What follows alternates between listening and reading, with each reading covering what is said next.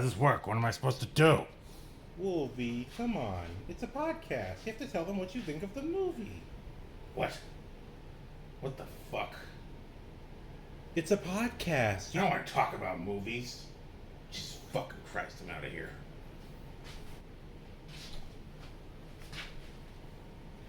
God, he is so unprofessional. Someone will have to do this movie review. I guess it's me. Discount Deadpool here. Let me first say, welcome to the Marvel Cinematic Universe, Deadpool. But, wow, Marvel. You didn't clean up any of Ryan Reynolds' dirty language or sexual innuendos at all. In fact, you doubled down. And Deadpool and Wolverine, they're supposed to be superheroes. But they spend the whole movie fighting it out. I mean, they fight a lot. A lot. And the violence is insane. Unfortunately, Kevin Feige didn't let them use cocaine. But that's in the trailer. That's not a spoiler. And the cameos. The cameos were fantastic. All in all, this was the Deadpool movie I've been waiting for since the first one. So, get off your butt and go see it, baby. You're in for a wild ride with Wolverine and me. Ah! Get over here, Wade! That's my yes touch space. Oh, no!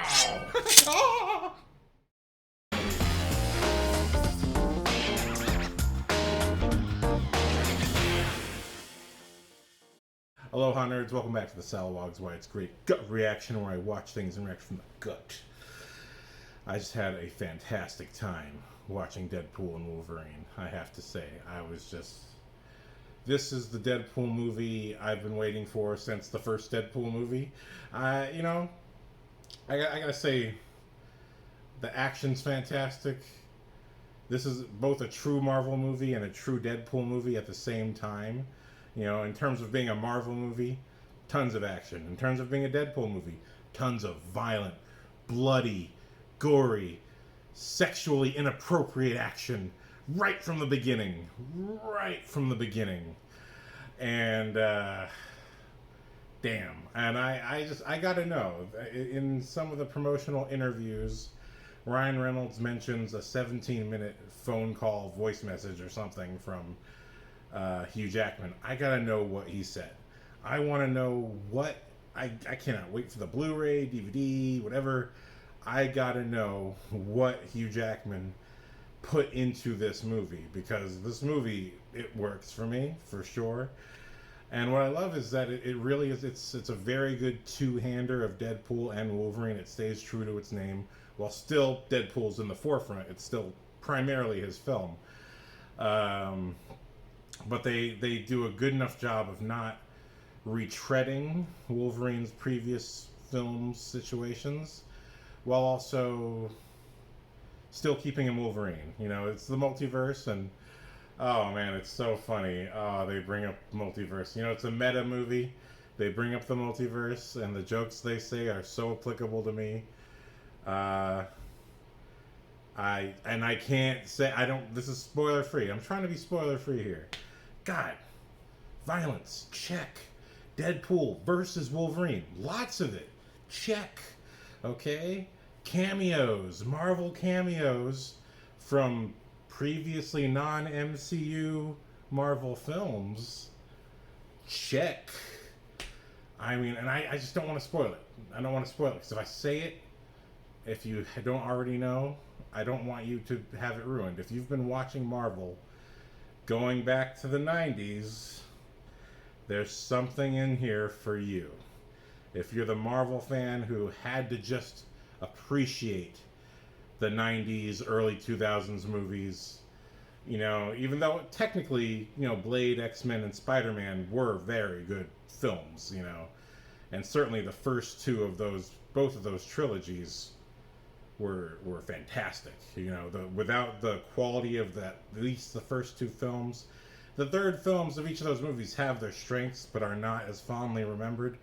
But the, you know, X-Men 1, X-Men 2, Spider-Man 1, Spider-Man 2, Blade 1, Blade 2, there was something about those first two films of each of those that had a magic juice. And But besides that, you had to suffer through all these other Marvel movies that were not as good. And I don't blame any filmmaker, I don't blame any studio. People just really didn't know exactly what they wanted or what they wanted to do. Or they didn't know who to trust or weren't sure. You know, they just didn't know back then. So it's fantastic to see some of these cameos from some of those films show up in this film. And even though their scenes are brief and cheesy, and they always feel, for some reason when movies do this sort of thing, it always comes off cheesy and not quite in character. You know, they're not giving the time to give those characters their true grace and strength. But that being said, it was just wonderful to see those actors back again. Again, I'm not going to spoil who it is. You probably already know who I'm talking about. You've probably heard about it, but if you haven't, but you've been watching since, again, the 90s, there's some stuff for you. So wow, what a movie. I just had such a blast. It stayed true to the voice of Deadpool. I was really worried going into this movie. Are they going to marvel this up? Are they going to make it too clean? Because this is just like, there's no point in absorbing Deadpool and keeping Deadpool if you're going to PG-13 him up and not let it be as complete a movie as it possibly can be. And I really love how they really tied a lot of things in together, including, like I mentioned, the multiverse. We go into realms touched by Loki, and that's the only spoiler I can give right there, even though but only because it's in the trailer. We do go to... Dang, they were talking about it the whole movie. I forgot what the place is called. But you know, when you get zapped by the TVA and you go to that barren land place, you do go there and there's fun there. But I just can't spoil anything. I mean, if it's in the trailer and you saw it and you thought it looked cool and interesting and funny, it is. And not only that, the trailer really doesn't show you what you're seeing. Because when you see some of those vehicles and you see what they're shaped like, I'm just like, wow. And I can't even say anything. I don't want to spoil it. But damn, I just had such a great time. Like I said, this is the Deadpool movie I was waiting for since the first Deadpool movie. I was like, this is a great movie. I wish it was more connected into these other Marvel properties. Even the movies wishing that. Same with the second Deadpool. That was really what was holding back those first two movies. You saw the desire to expand and to touch upon other properties and characters that were beloved, that would make just great ammo for the Deadpool character to bounce off of. Just like Colossus and Deadpool in the first Deadpool.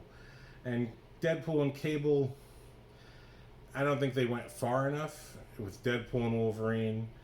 Because, again, they're power matched also, you really get a lot of juicy material. And I was really just... Hugh Jackman...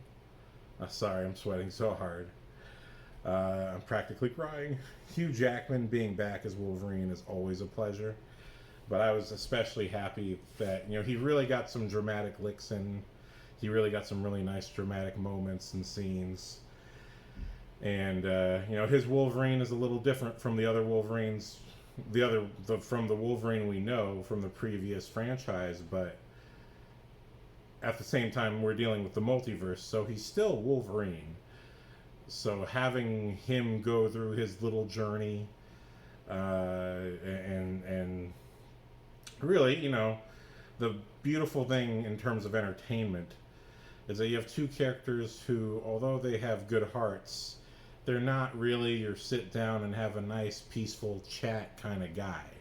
They can be, but they're really not that type of person. So they really get on each other's nerves beyond belief.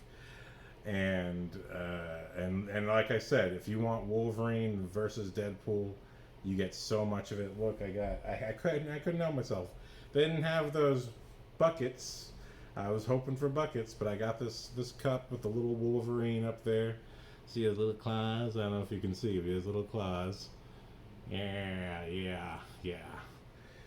And one spoiler I can give you, he does wear the mask for a little bit of this movie. It is so worth it. So worth it. So amazing. And what's really trippy is that my whole worry this whole time is what happens if he puts on the mask and he no longer either looks like the Wolverine we're used to or looks like the Wolverine that we want to see, because we're just so used to seeing his face. And no, he is truly, has always been the true Wolverine, even though he's too tall. You know? But yeah, it was wonderful seeing Hugh Jackman back and getting to have some dramatic moments, but also, you know, just to be Wolverine. It's just you know, this is not, it's not that often an actor plays a role for 20 years, you know, 20 years. Technically, so that was 2000. They were filming in 1999. So from 1999 to 2023, that's basically 24 years right there, playing the same character and still finding a fresh corner to play for that character every time. That was just a real treat. And his relationship with Deadpool, watching that happen was great. It really just everything, they made it work. You know, they made it work. It's almost like it always would have worked. It always should have worked. It always could have worked. It's already been in the comic books that I haven't read. But you know, this Deadpool really, you know, I'm a fan of superheroes in multimedia. I love them in the cartoons from the 90s, and I love them in the movies. That's my preferred way to ingest them. I do have some comic books I do collect when I can. But my exposure to Deadpool comes from my buddy Z, who you've seen in a couple of my reviews. She was also in my Terminator video. But I remember when we first became friends, like, she was always talking about Deadpool and how much she loved Deadpool. She also loves other Marvel characters, but at the time we met, Deadpool was the one she was always talking about, because he was the merc with the mouth. He was always saying, and we kind of just had that sense of humor with each other. We're always saying inappropriate things and things you shouldn't say, and that's just kind of the thing that tickled us both. It was like our own little George Carlin isms or something like that. Deadpool's like a George Carlin on steroids. But you know, it just and so with all that build up, years later Deadpool comes out and I'm just knocked sideways. Now I'm a fan. And to think that even the writer thought this should be Ryan Reynolds, and that, you know, talking about the Blade movies, Ryan Reynolds first popped up in Blade Trinity, where he was essentially playing, even though his character was named one way, he was basically they were treating him like Deadpool, being like a merc with a mouth type of vibe, you know.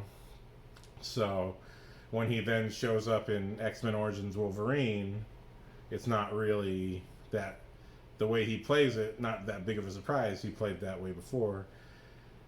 And then, you know, the fans will tell you, because I didn't know when they screwed up his Deadpool look. I was like, I mean, it was bad. It was horrible. I didn't need a comic book comparison to know that was awful. An awful choice. But it opened the door for Green Lantern first. But all opened the door for Deadpool to happen, because everyone, really, that's what they were all secretly trying to do with these little Ryan Reynolds drop-ins. Just like, look, people like this, right? Like, he is entertaining. You give him a sword, he's really fun. Deadpool, and you look, and it paid off. Here we are, 3 movies in, and I hope there's more. I hope Ryan Reynolds has got at least 2 more in him, at least, because kind of starting to show some age there, buddy. I mean, I love you, Ryan Reynolds. Sexually. No, sorry. No. I'm not staring. I'm not thinking about. No. See? I can't tell you what I'm making fun of because I can't spoil this movie. Fantastic. Just a great time. Tons of action.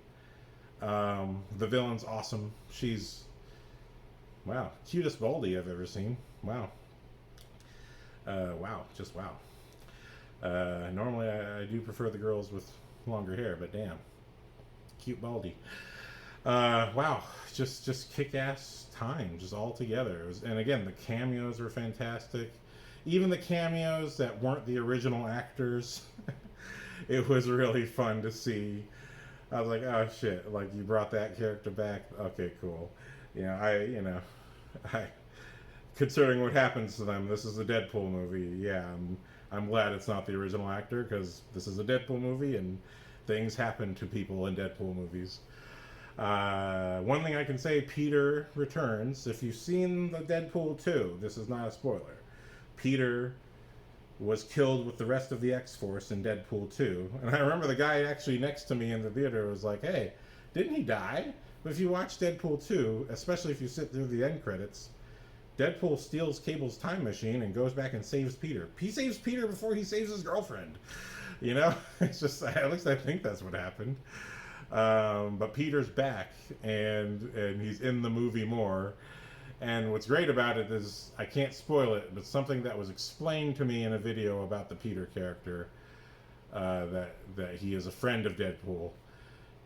It really has value in this movie.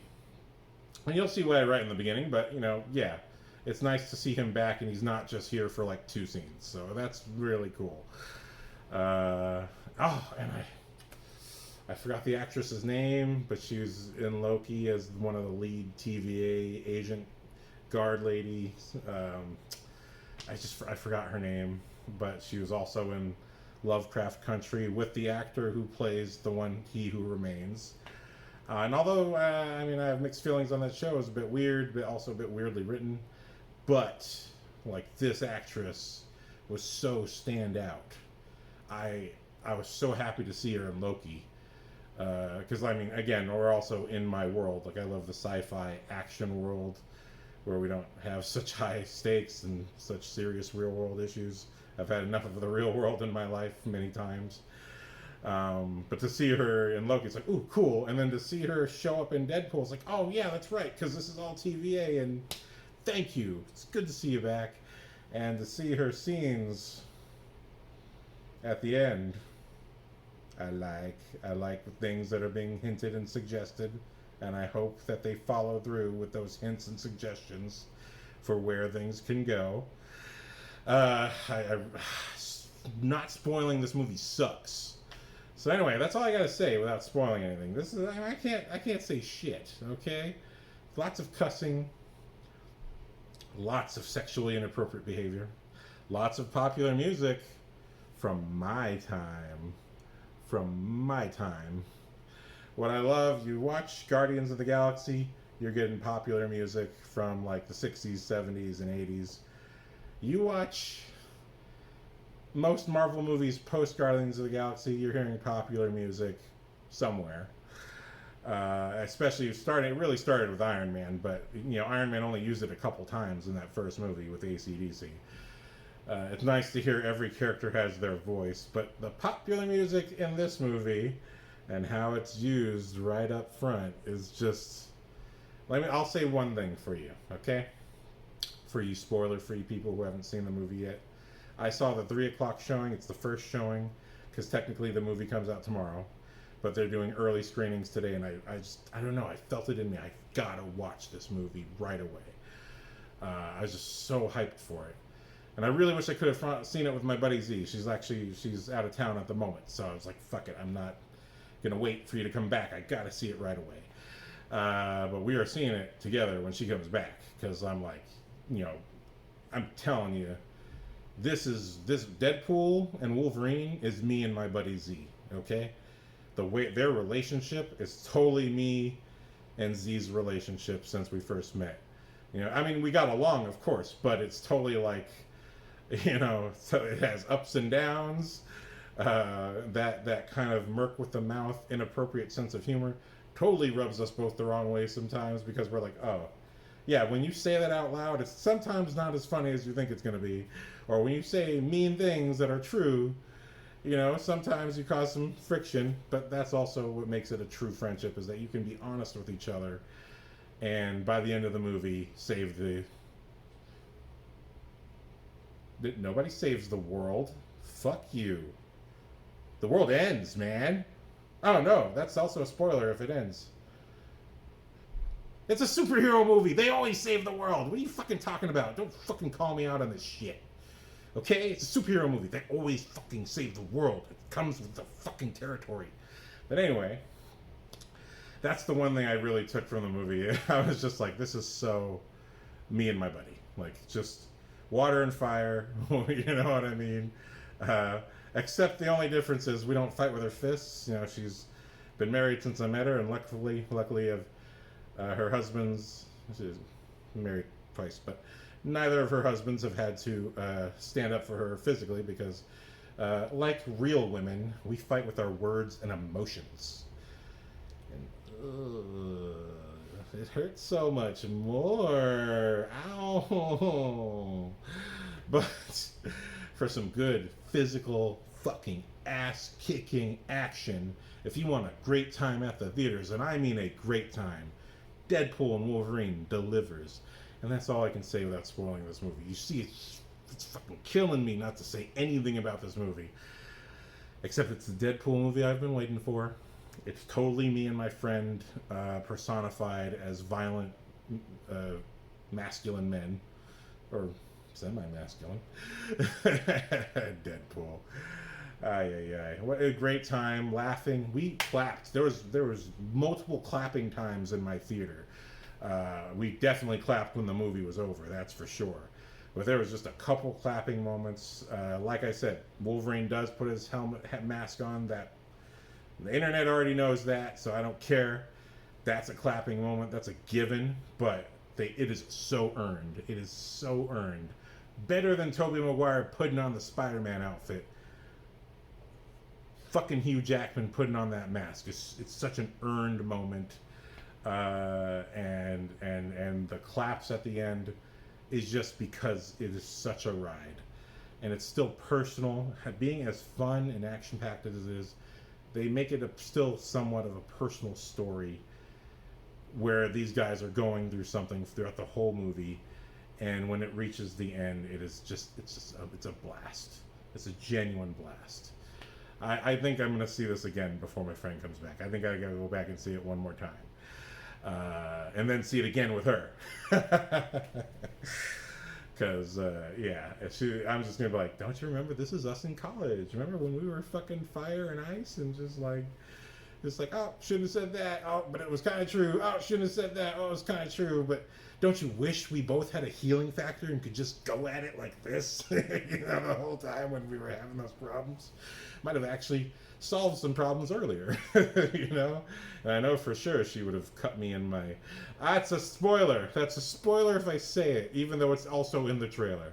Anyway, great fucking movie. Great fucking movie. Great fucking time. I don't have a rating system. I don't rate 1 through 5, 1 through 10. It's either a great time or a great movie, okay? And don't be mad at me, director of Godzilla and Kong the New Empire, because I said you just copied Marvel. It was an entertaining movie. But Deadpool and Wolverine whoops your movie's ass, man. I gotta say, you were going for something with your relationship between Godzilla and Kong. But damn, Deadpool and Wolverine was like, I see you copying our Marvel shit. I'm gonna top what you're doing, bro. You better fucking step down, Godzilla and Kong, with your pink electricity. Because we got Dogpool. That's right. Also in the trailer. Dogpool rules. # hell yeah. So go watch this movie. Stop watching me. Go watch this movie. Fucking great time. And I'm telling you, not only did I get this cup, it's $10.99. I picked the one. They had a Deadpool version. I just thought this looked better, and it's the return of Hugh Jackman after technically dying in the Logan movie. You know what I mean? So And he's in the costume. I had to for the momentous occasion that this is. I never got a Deadpool toy. I had an opportunity, but I was broke. I should have got it. It sucks, but whatever. But I got this little guy for half the price of a Deadpool toy. And for the momentous occasion that it is. And at my particular theater, they had those machines with the touch screen and you can pick the drink. I should have refilled this on my way out. I was just so happy I didn't care. But now I'm thirsty again. And there's a specific Deadpool drink. If your theater has that touchscreen option, there's a Deadpool drink called the Chimichanga Chaser. And in my theater, they had a chimichanga meal that's for Deadpool. I didn't bother with that. I just got what I normally eat. But I got the Chimichanga Chaser, and it was literally like a Coca-Cola mixed with a root beer, mixed with I don't know what. Some other drink. Another drink. Another soda. It was like a little swirly of really good tasting sodas. And worth every penny, worth every drop. And I saved the last drop of drink for this spoiler-free review. So,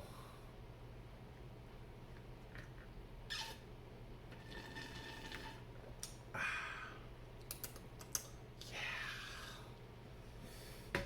So that's my word, my spoiler-free word. Go check out this movie. Great fucking time. They make the multiverse work so good. Oh yeah. Oh yeah. Can you feel that? Don't you feel that, Captain? Yeah. Sexual innuendos everywhere.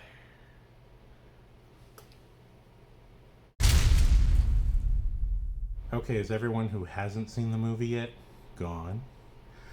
Dude.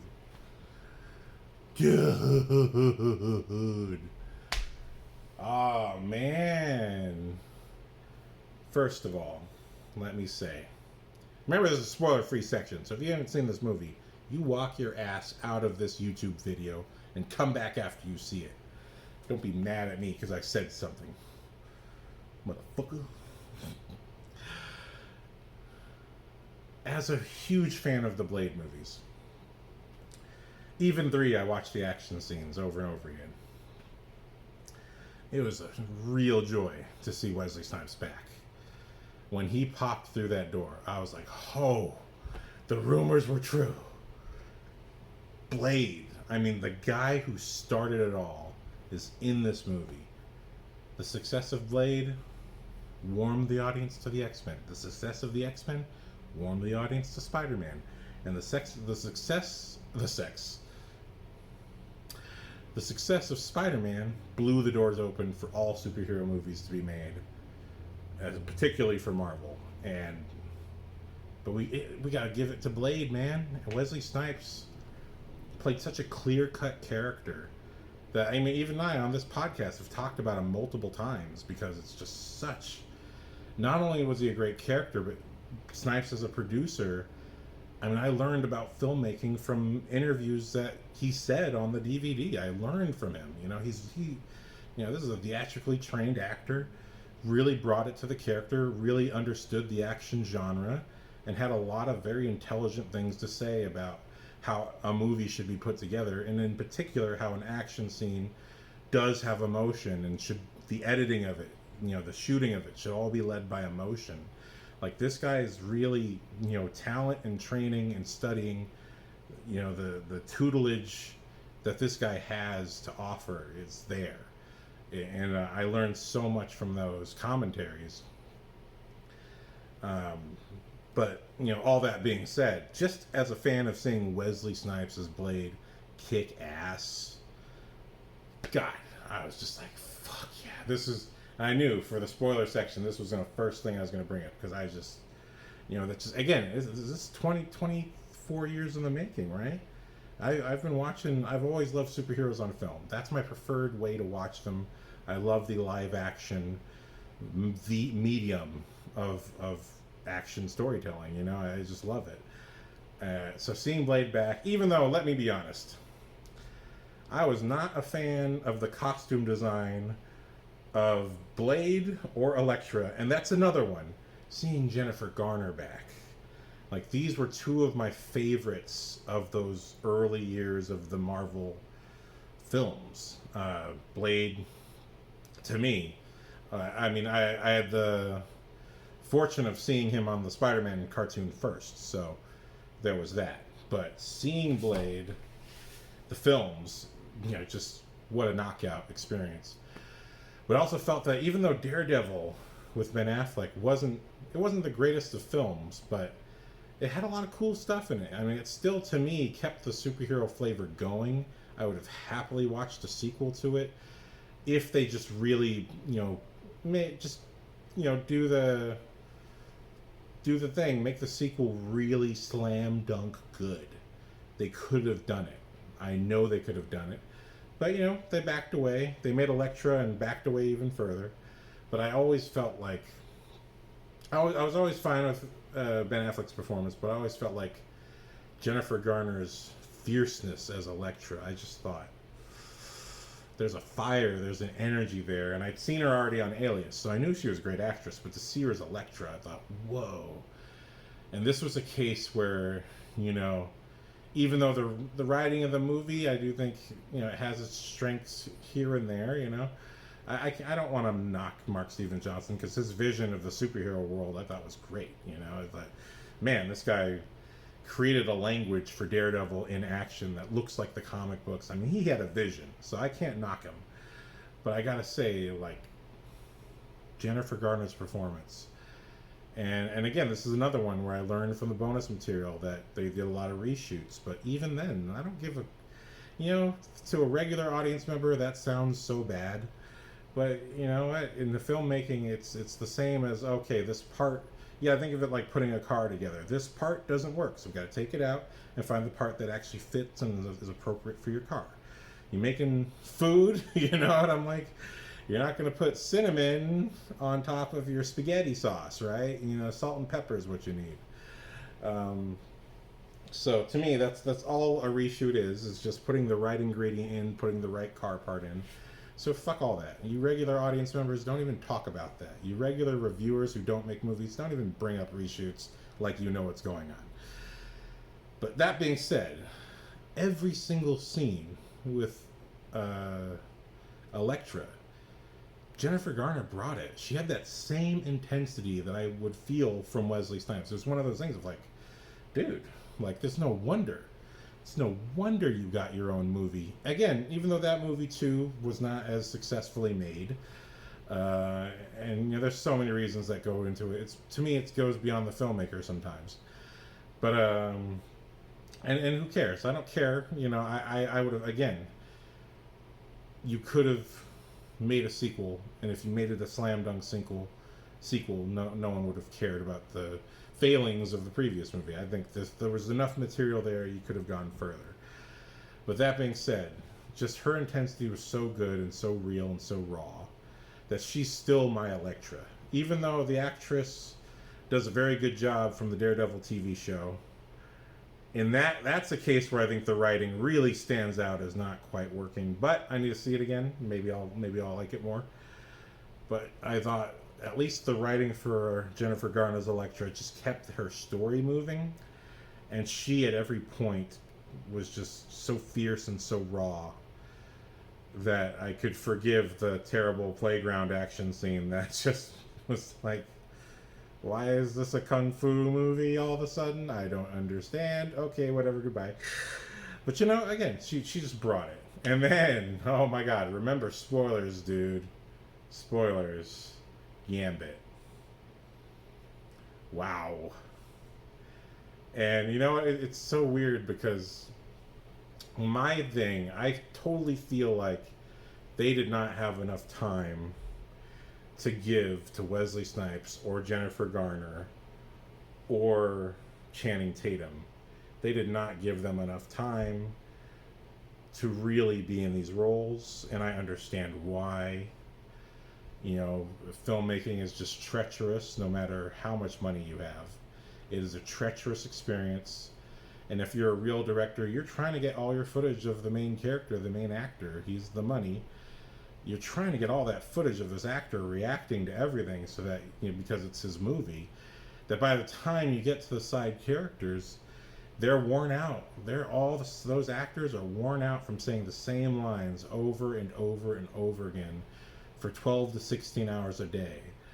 And, although it is the dream, and anyone would rather do that than work a 9 to 5, believe me, it's still exhausting, and it still ends up making you feel like you're working a 9 to 5, even though it's the dream.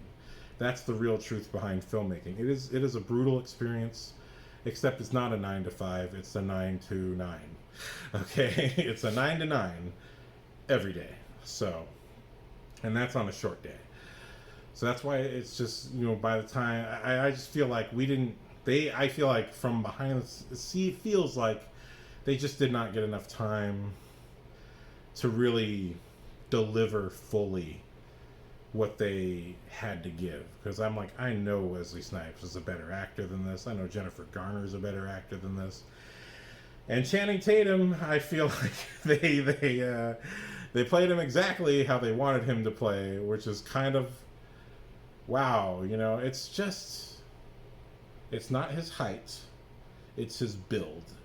He's just so big, he looks like a football player. And he has a big head. You know what I mean? And I mean, no offense, but I have a big head. We are big-headed people. You know what I mean? So you can't put us in certain things, because then our big head just gets bigger. And I think that was kind of the problem when they put him in the accurate costume, and they had him do the accurate voice. And actually, I thought there was a couple times where he did a pretty good job, and I was like, but again, it did feel like, man, you guys just didn't have the time to really let them perform to their greatest possible potential. And I really think that, I don't know what happened. Obviously, I'm not there. But, I do wish they could have had that. I do wish their characters could have just had a little bit more on screen, a little bit more presence. I wish the language that they were shot in resembled the language of how they were shot in their own movies. But they were just kind of shot, you know what I mean? And for regular audience members, you don't know what the hell I really mean. But for filmmakers, if you're watching this is usually what my show is for. There's a way things are shot.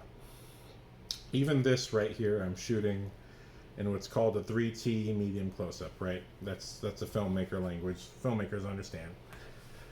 But there's a way people are shot. If you look how Blade is shot, especially in the first two movies, but it's still consistent in the third film, he's shot with a certain angle, a certain level of strength,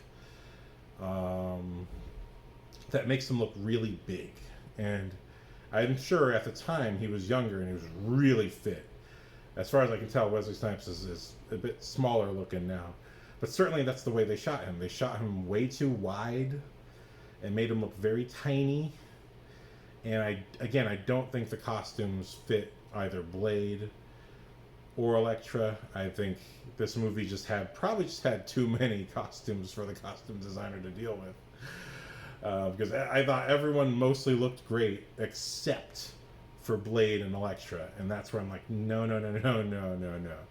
You can't make Channing Tatum basically look awesome except for his big head. And you know what I mean? And I love Channing Tatum. I don't want to knock Channing Tatum. But it is absolutely that thing. I love that the movie acknowledges everything that everyone thought about it. And that, when you see it in action, you're like, well, that's kind of what I thought it would sound like. That's kind of what I was like, But I do love that he got to do it. Just to know that he wanted it so badly, I love that he got to do it. I'm glad. And I'm glad that he got the comic accurate costume.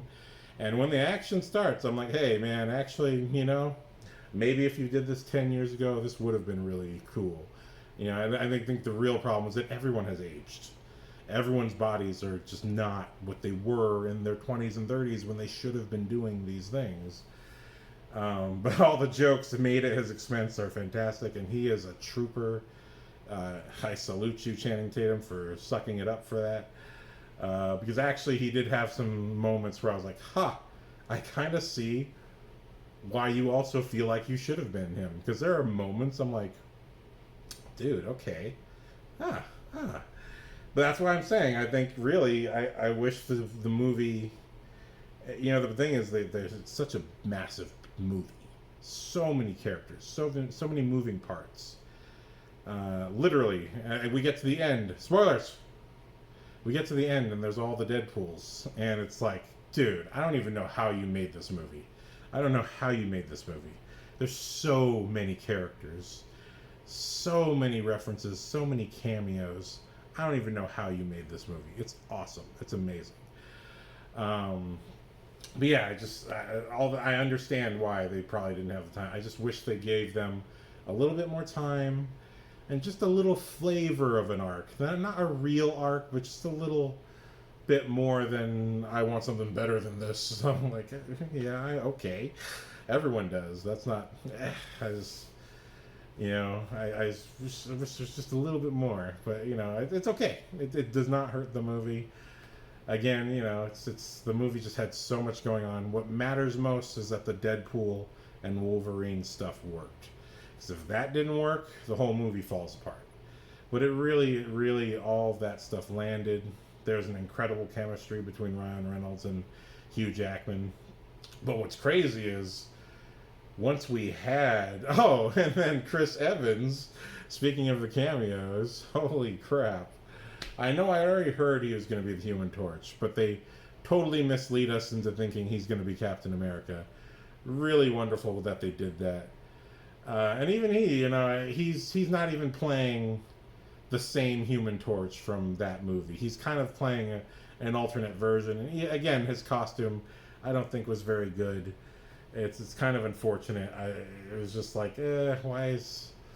You know, even, you know, the movie ends with a wonderful reel showing the Fox characters and all of that, even ones that are not in this movie. And you can just see the quality, even though it's on a smaller frame on the side of the credits. You just see the quality of those suits. I mean, I think, you know, where the writing and directing or the studio interference or whatever it was, wherever they went wrong with most of those movies before the MCU, they always nailed the costumes. I thought the Fantastic Four costumes were great. You know, in first one and second one, I thought the Silver Surfer look was fantastic. And I do wonder what Doug Jones's voice was. I remember there was an interview where he was bummed out they didn't use his voice because he apparently worked hard on it and he felt good about it. But I love Lawrence Fishburne's voice as Silver Surfer. But all that being said, you know, to see Human Torch and what they do to him, oh my God.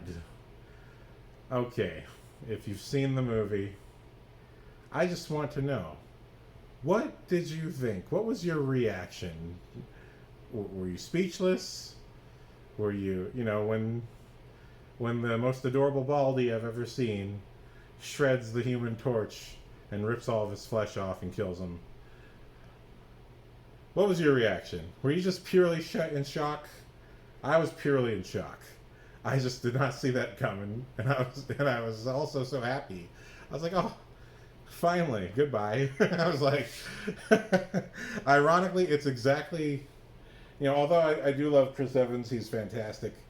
I was not a fan of his Johnny Storm. Even though that was my introduction to him, seeing him as Johnny Storm. I wouldn't see him in other movies that he had been in prior to that until later. And I see him in not another teen movie, and I seen him in Scott Pilgrim, and I was like, oh, dude, this dude's great. He actually plays cocky fantastic.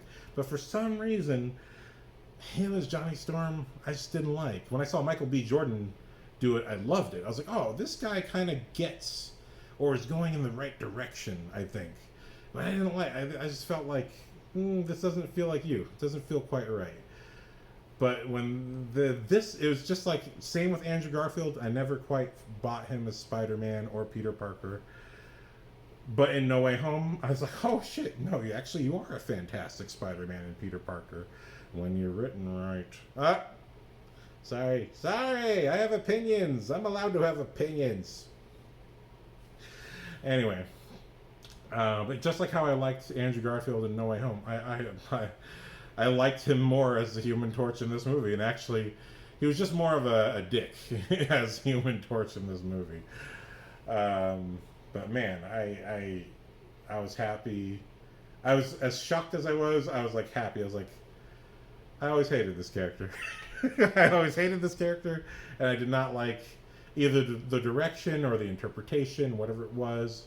And also, he's a full-grown adult. I'm like, I don't quite buy this. He's supposed to be a teenager, or at least be on the younger side, and Chris Evans just looked too much like a man. He looked too much like he could have equally played Mr. Fantastic, which was what I felt like. No, you can't literally stand next to Mr. Fantastic and outman him. You know what I mean? You're the Human Torch. But seeing him as Captain America, he nailed. Wow. But, you know, again, I was just happy. I was like, it was the exact opposite of Blade, and splitting the difference for Channing Tatum's gambit. I was just like, okay, cool. You know what I mean? I would never have wanted Andrew Garfield to go that way, but Human Torch, it's fine. And I love that line too when Deadpool looks at Elektra and is like, "I'm so sorry, Daredevil died," and she's like, "It's okay." It's like, damn.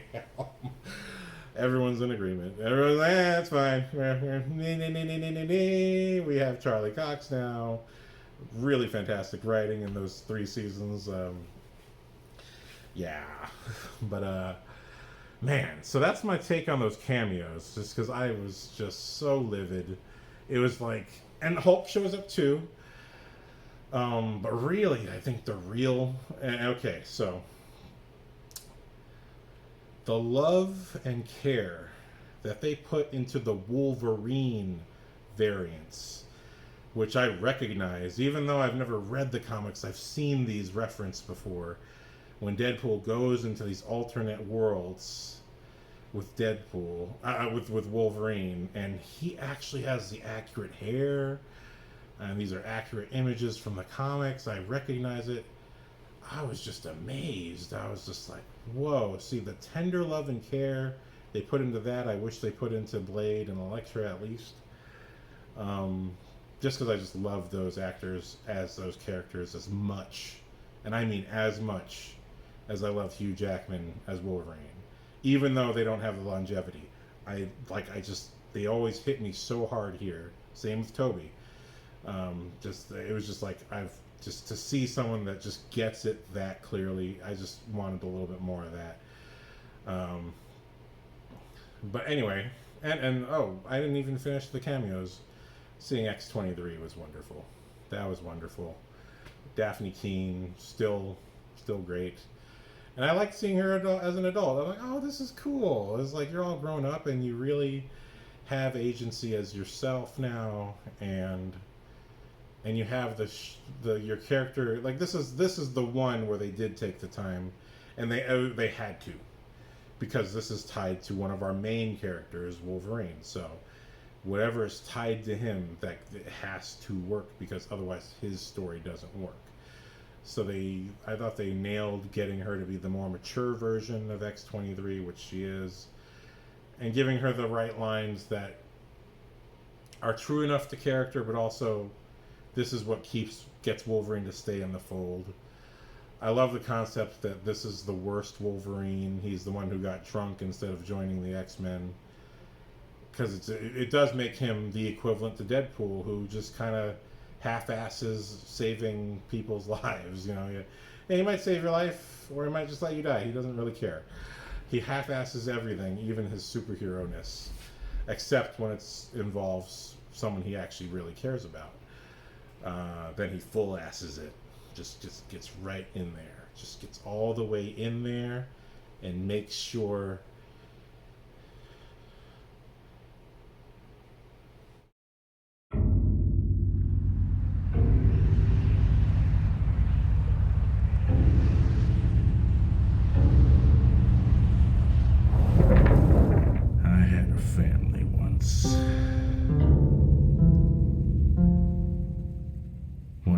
Drifter came calling, a vampire.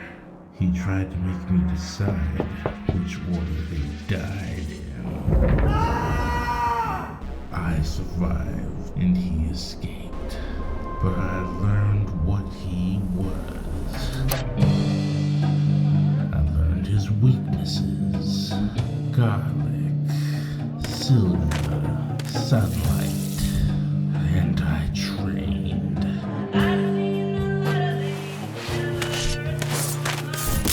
And I traveled.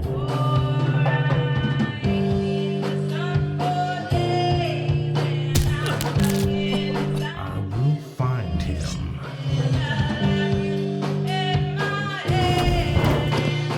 And nothing will stand in my way.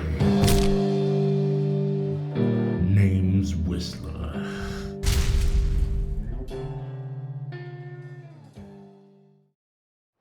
These ads is whack, man.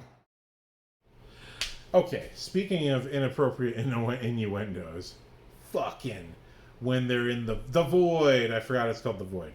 When they're in the void and we're riding those Mad Max vehicles, I was fucking laughing my ass off that all of those vehicles look like dick and balls.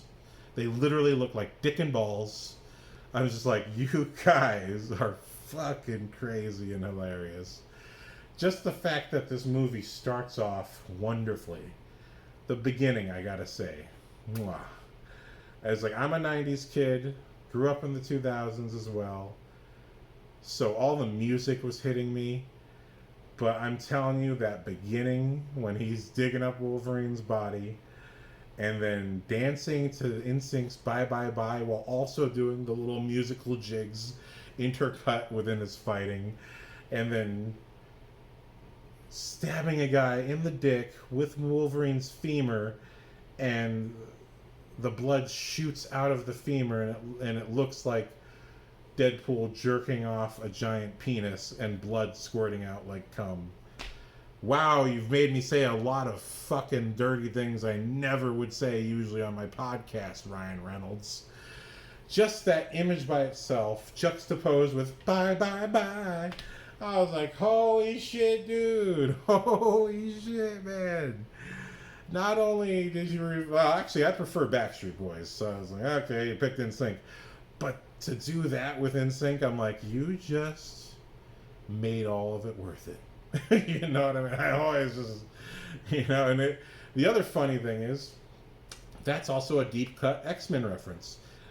The usage of the NSYNC song is actually a deep cut reference to X-Men 2.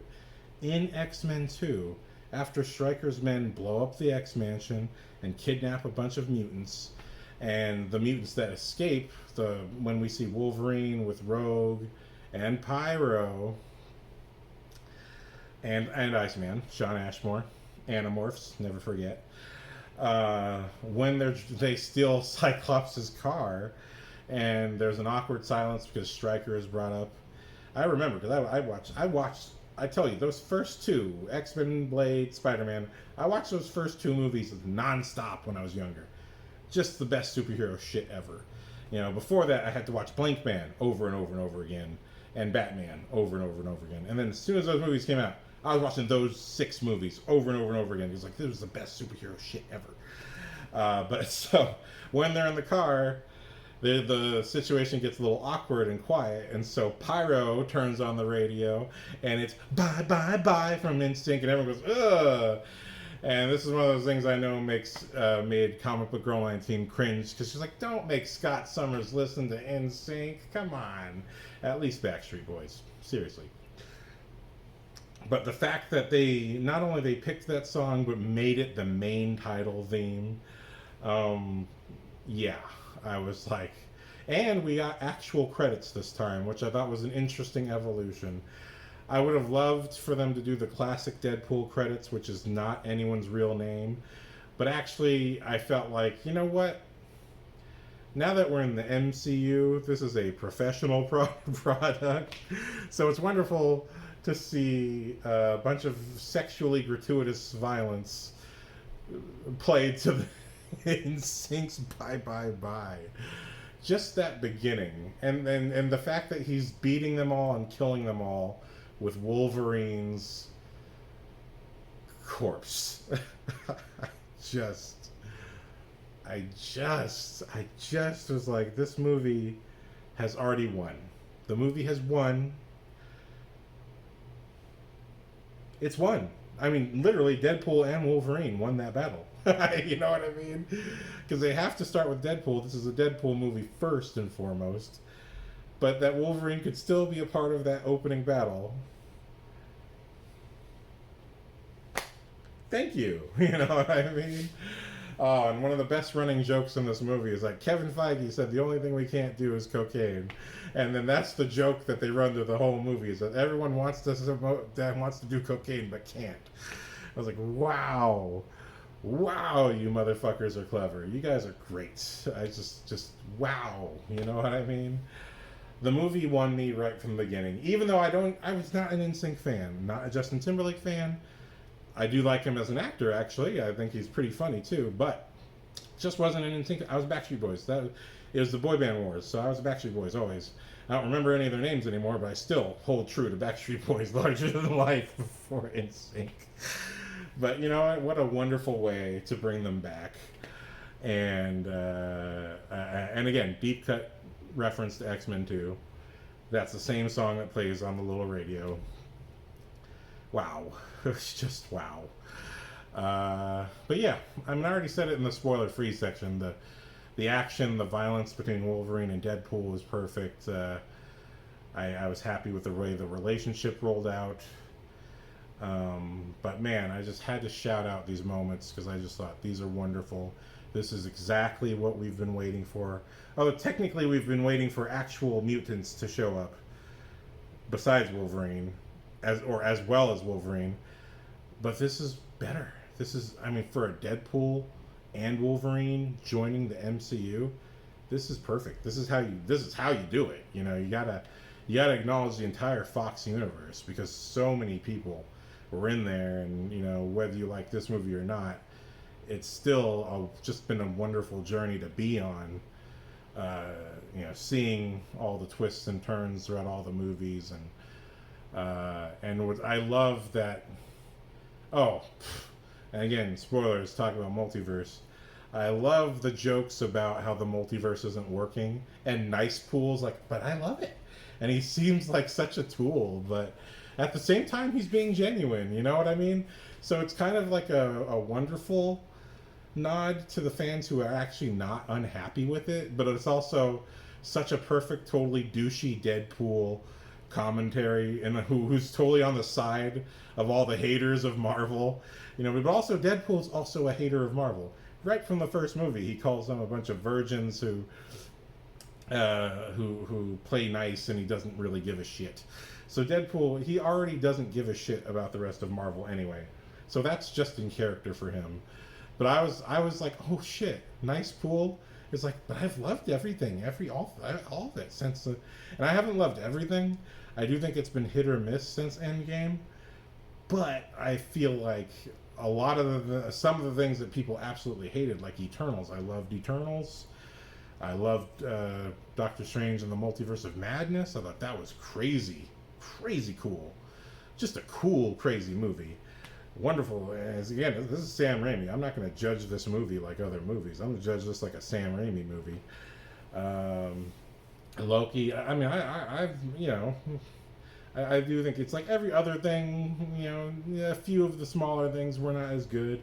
She-Hulk I didn't like, but not liking She-Hulk doesn't mean I don't, and not liking Hawkeye doesn't mean I don't love, you know, WandaVision. Doesn't mean I don't love, at the very least, the last couple episodes of Falcon and the Winter Soldier.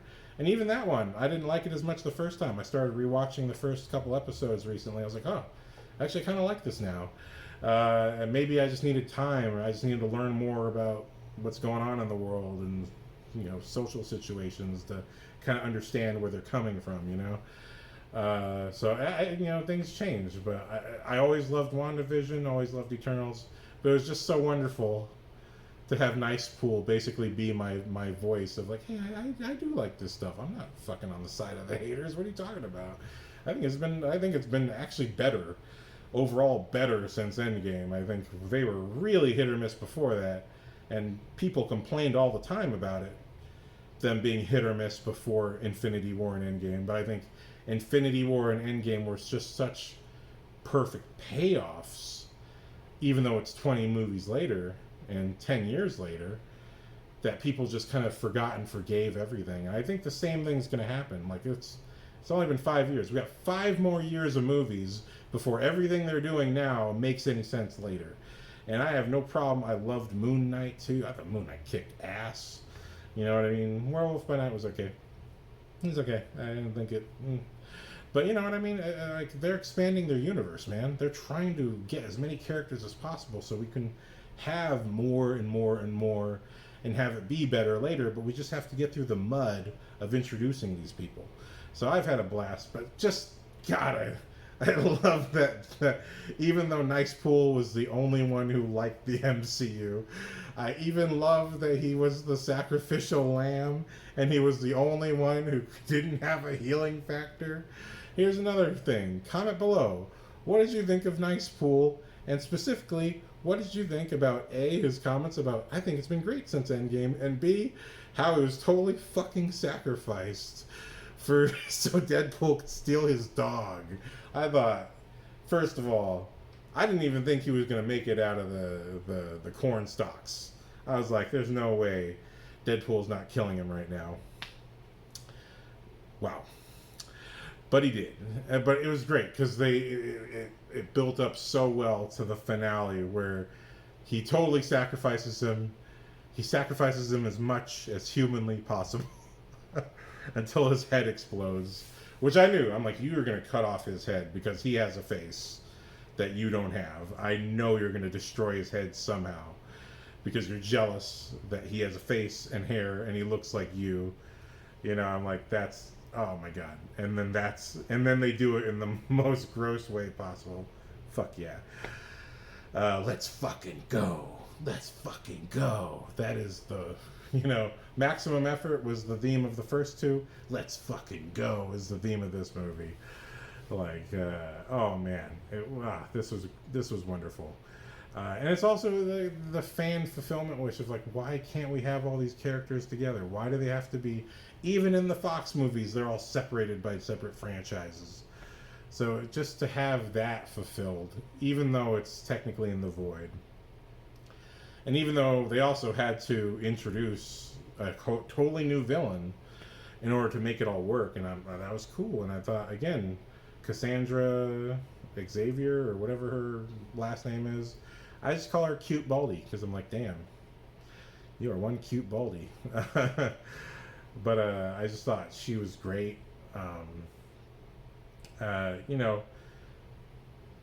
Some villains are meant to be like main characters, and some villains are meant to just push the main characters to their limits. And I feel like in Blade 2, that's Nomak. Nomak is not really the bad guy of that movie. He's another victim, but he is the opposing antagonist for Blade. And much in the same way, Cassandra is not really the bad guy. She is a bad guy. She does become the bad guy at the very end, but she's really there just to push our heroes emotionally further than they were able to go before. And that's what good writing is supposed to do. I think, too many, I don't know what's wrong with the Star Wars side of things, but,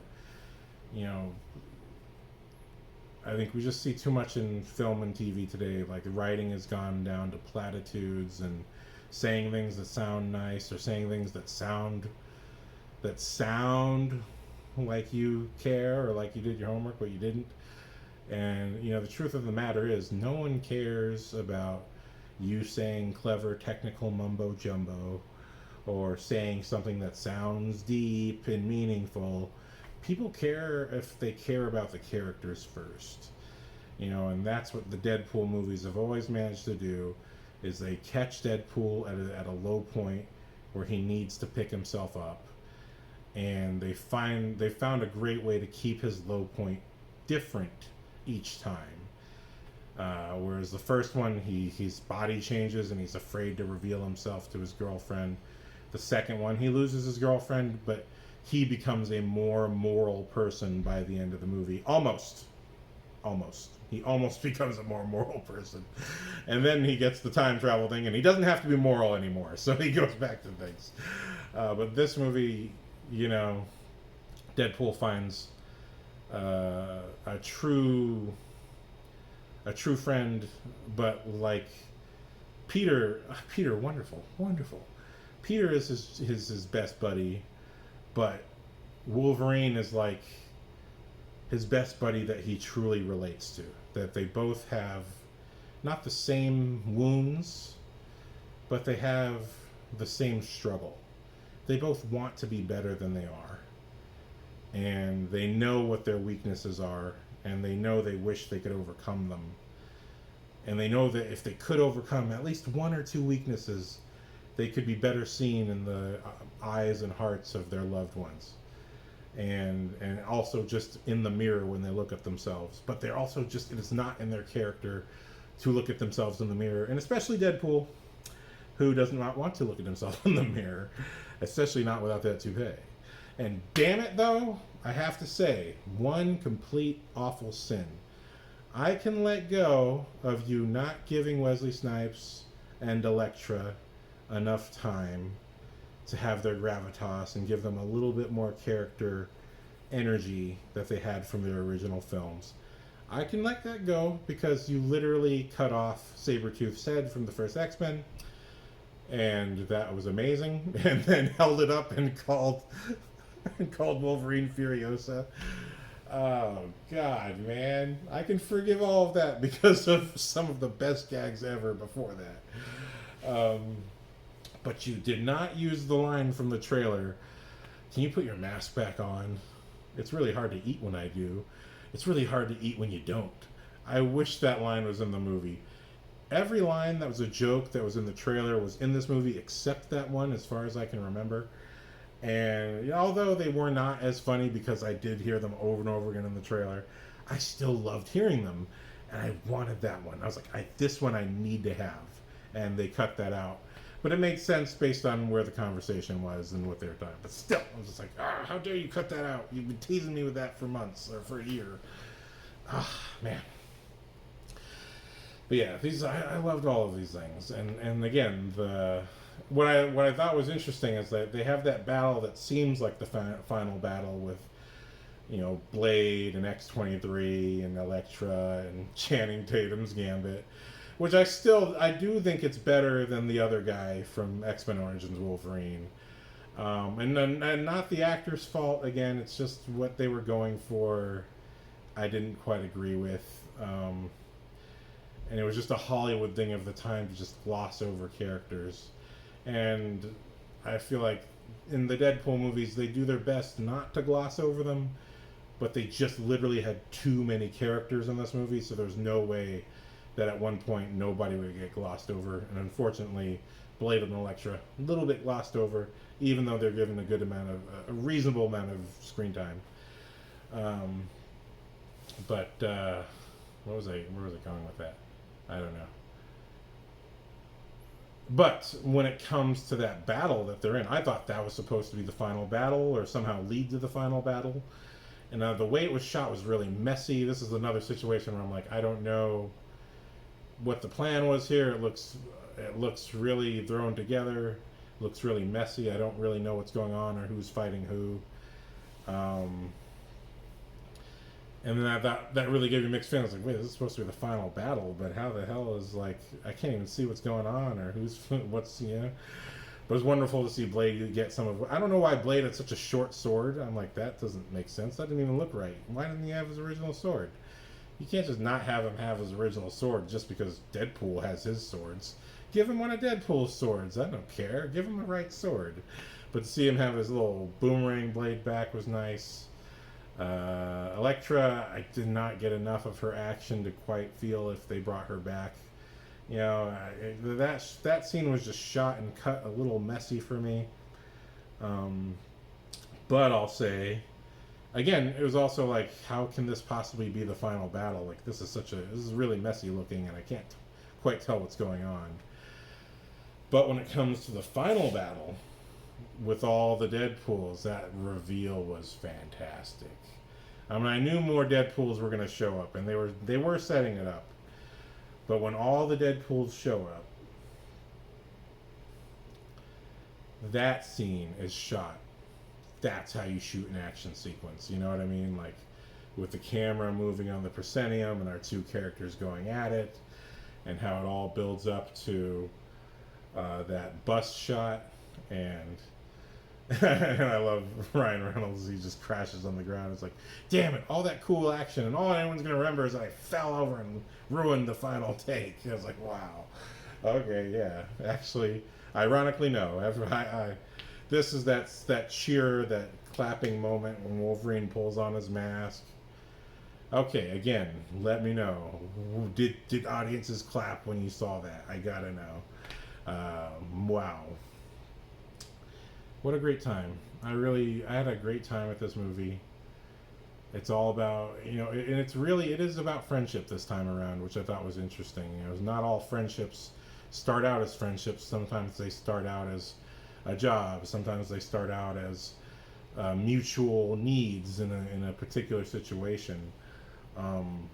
But like good writing, every situation, every problem they get into is what actually brings them closer inch by inch. And it's because of their characters and their conflicts with each other naturally as just opposed people who would not get along in most situations. Because the story forces them to, it is inch by inch that they actually start getting along. And it's not until the ending, they actually find some genuine respect for each other. And in many ways, Wolverine is like Deadpool's Captain America. Like, I don't think Deadpool genuinely sees Captain America as this, but I think he looks at Wolverine that way. It's like, you're what I wish I could be, but I'm not you. I'm me, And like I said, it's just reminded me so much of my best buddy from college. We're like family now. But, we had similar fire and ice chemistry at times, where it's like sometimes we're at each other's throats and sometimes we, really pissed each other off, and you know what I mean.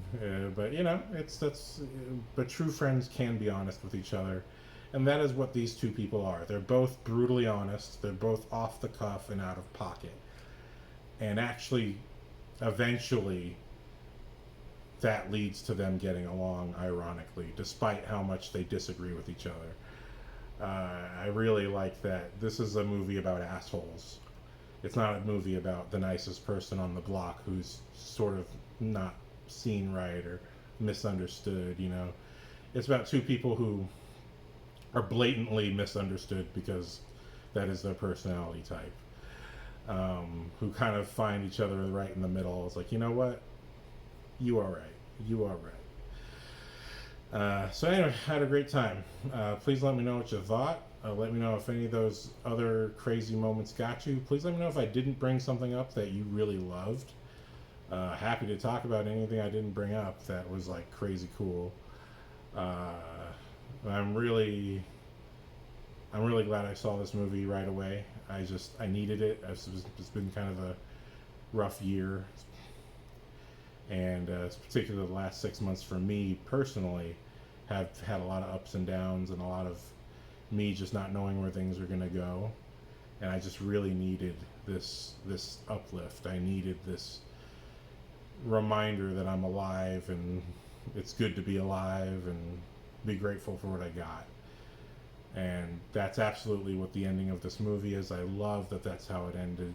Where sometimes the person you save ends up being the one that saves you. And again, that's me and my buddy. I've helped her out many times when she needed someone to be there, and she in return has totally gotten my back. Even right now, has gotten my back in times of need.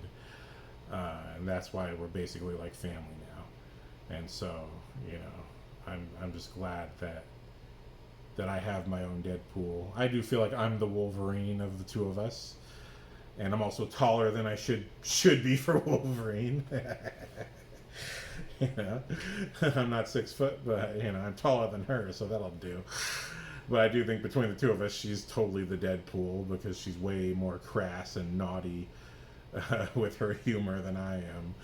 Or at least then I think I am, and then I come out with a little zinger, and it turns out I'm just as bad as you. But you know, that's how Deadpool and Wolverine get along, because their humor is so mean spirited, and but it is a humor. It is a sense of humor at the same time, and only people that are that messed up could possibly find some common ground. And then at the very end to have that beautiful connection. And I'm not sure if Wolverine's going to be his roommate or what, but I'm just glad that it would have been nice to see Wesley Snipes and Elektra at that little final family dinner. But I think it was perfect that it was just X-23, because again, just keeping it to the exact story of who this movie's about, and also it means that Elektra and Blade went back to their timelines, or some kind of compatible timeline, I hope. Which also hopefully means they show up in Secret Wars. I'm really hoping Tobey Maguire is the leader of Secret Wars, and Wolverine's right there, and Blade's right there. Just because they were the three who really started everything. You know, if Superman, Batman, and Wonder Woman started all of superherodom, Blade, Wolverine himself out of X-Men, and Spider-Man, they opened the doors for Marvel to have its movies and eventually have its MCU, and give us, whether you love it or hate it, I'm always here to show up for it, you know, except Echo. You know, I get kind of tired of Echo, but I'll finish it eventually. But everything else, I'm there. So anyway, that's all I gotta say. I talked a lot. Who knows if it matters?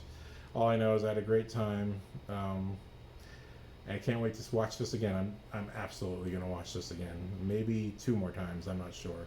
I never have money. I don't even have money now. But if a movie's truly worth it, like Infinity War, I saw 3 times. Dark Knight, I saw twice. Wish I saw it 3 times, but for sure, Infinity War was such a spectacle and so wonderful. First time that was ever done on film. I had to see it 3 times. And this one I might see a couple more times, just because it was everything I'm waiting for specifically the Fox franchise. All the Fox superheroes. So thank you very much, cast and crew. Is it Sean Levy, the director? I apologize for not knowing your name. This is gut reaction for a reason. I don't always do my homework. I actually, most of the time, don't do homework. But great job. Really fantastic. I really left that movie in a great mood. Really lifted up. And thank you, Ryan Reynolds, for clearly being a great producer running the ship. I really, although I've always studied directing, I've never fully understood or appreciated a producer's role until seeing how I was worried when you switched directors from Deadpool 1 and 2. I was like, whoa, 1 is so good, how could you do that? And we've seen before how that sometimes goes wrong, but actually, I love Deadpool 2 so much. And then, again, worried, I was like, oh, you're switching directors again for Deadpool 3, and you went even bigger and better. I mean, damn, I'm happy. I'm really happy with how this all came out. And again, like, I understand, I have a better sense now of how important it is to have a really strong producer who also carries a vision and appreciates not only the fans, but appreciates why the fans are fans.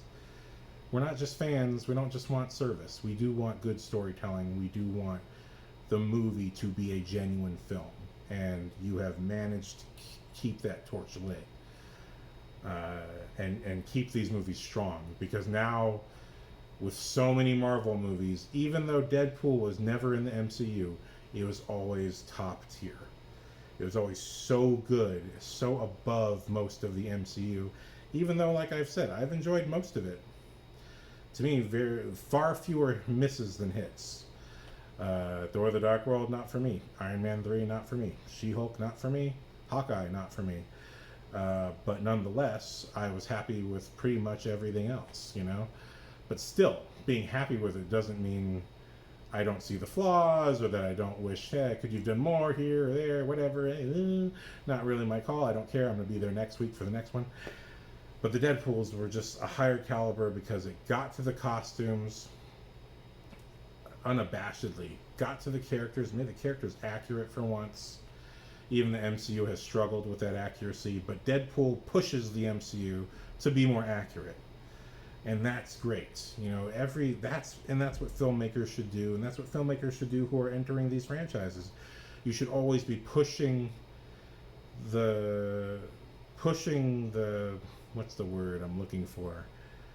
Pushing the envelope, but also pushing just how far you can go into genuine comic book territory, because that's what this is all based off of.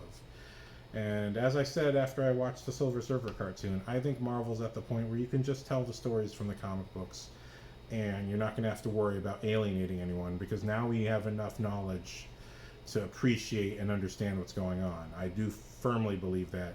And to me, the Deadpool movies are proof of that. When Wolverine can wear his costume, nobody fucking laughs.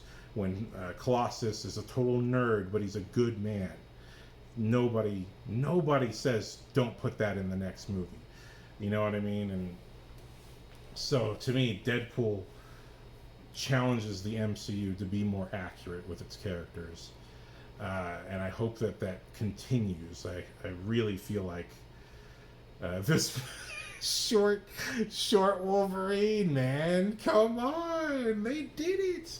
They gave us short Wolverine that so many people were asking for. I'm like, dude, just appreciate that Hugh Jackman's doing such an amazing job and shut the fuck up. I don't need him to be short, okay? I don't need him to be some funny looking guy who's short. Hugh Jackman is fucking Wolverine, okay? Fucking get over the height. You fucking people get over it, okay? Shut the fuck up already. He's tall. Get over it. You know what I mean? When they recast, we can get a shorter guy. But, you know, just look at that face. And then, again, when that mask is over that face, I mean, Hugh Jackman is Wolverine. You know what I mean? It's just... And when I watched the cartoon, and everyone loves that 90s cartoon, right? Because it was, again, you drew it from the comic books. That's where your current fan base of all these movies is coming from. So many of them from the 90s cartoons by themselves. And that Wolverine is the exact same Wolverine as Hugh Jackman's Wolverine, except for the height. That is it. You know what I mean? So fuck the height. You know, what matters is the quality of the performance, the accuracy of the characters, the spirit of the character there. And and you guys have done that, and I appreciate that. So thank you for another great one, Ryan Reynolds and company. It was wonderful seeing most of the Deadpool movie cast back.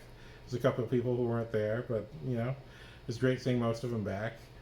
And I really hope we get another Deadpool. And if we see Wolverine again, that'd be wonderful.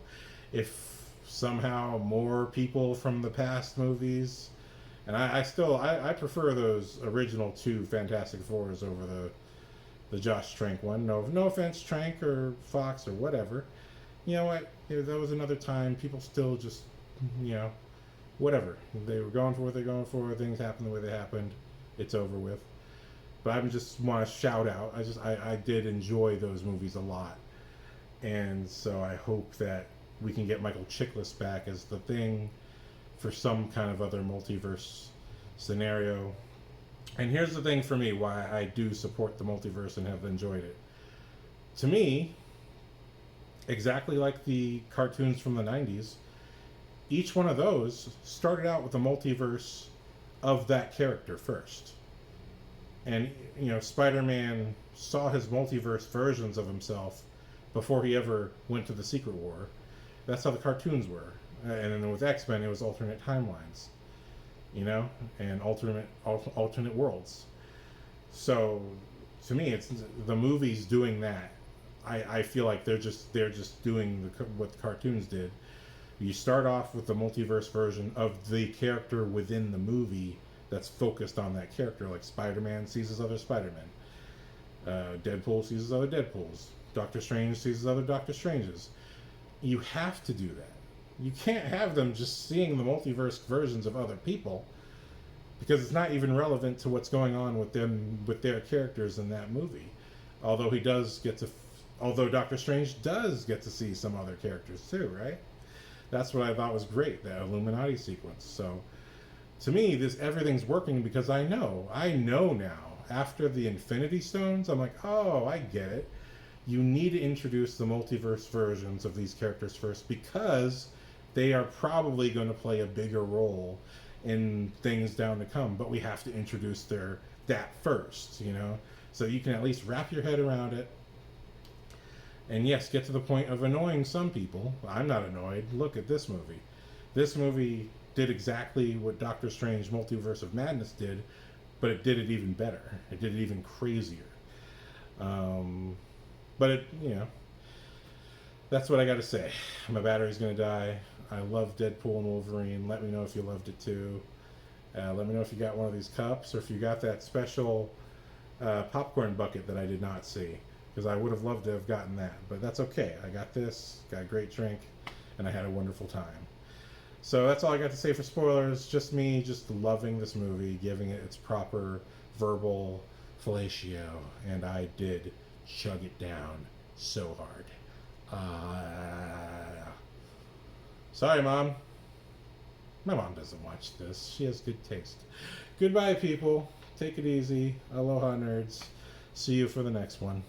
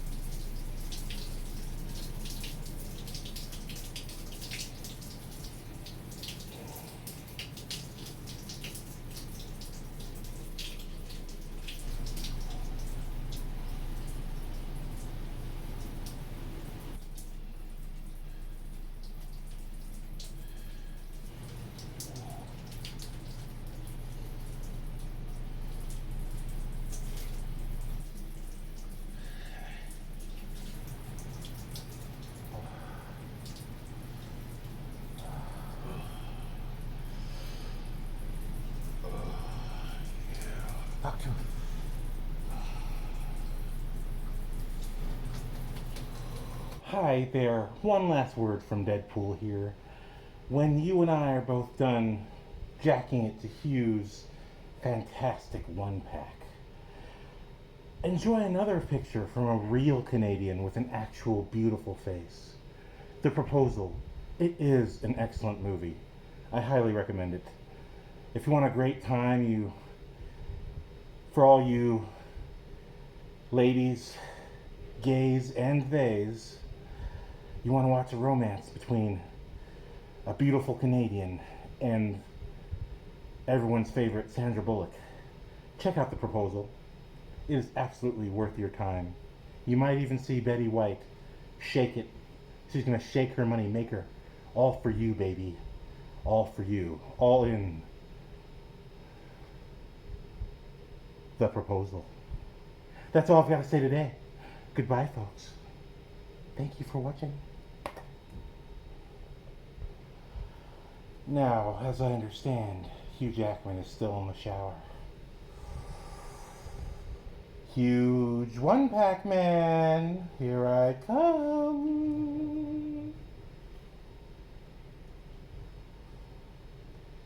Oh, God. Oh.